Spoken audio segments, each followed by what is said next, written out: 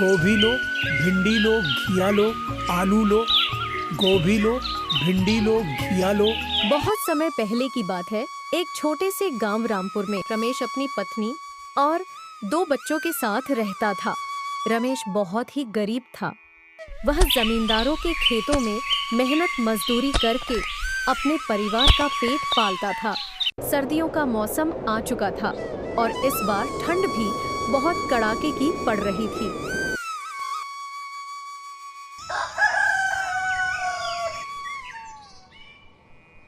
रमेश के पास पुराने और फटे हुए कपड़े ही थे। उसके बच्चों के पास न तो स्वेटर थे, न ही गर्म चप्पलें। ठंड के कारण उनका जीवन और भी कठिन हो गया था। रोज की तरह रमेश सुबह काम पर निकलता, लेकिन कड़ाके की ठंड के कारण उसे काम मिलना भी मुश्किल हो गया।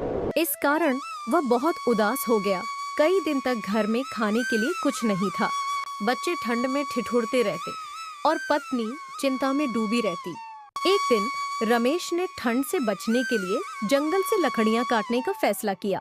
वह गहरी ठंड में जंगल गया और लकड़ियां काटकर लाने लगा, लेकिन ठंड इतनी थी कि उसका शरीर कांपने लगा। गांव लौटते समय तक वह बहुत कमजोर महसूस करने लगा। जब वह घर पहुंचा तो उसने देखा कि उसकी पत्नी और बच्चे उसे देखकर रोने लगे। उनकी आंखों में चिंता साफ झलक रही थी। तभी गांव के कुछ अमीर लोग वहां आए। उन्होंने रमेश और उसके परिवार की हालत देखी और उन्हें गर्म कपड़े और खाने का सामान दिया। उन्होंने रमेश को वादा किया कि वे गांव के सभी गरीब लोगों की मदद करेंगे। इस घटना के बाद गांव रामपुर में एक परंपरा शुरू हुई कि हर सर्दी में अमीर लोग गरीबों को मदद पहुंचाएंगे।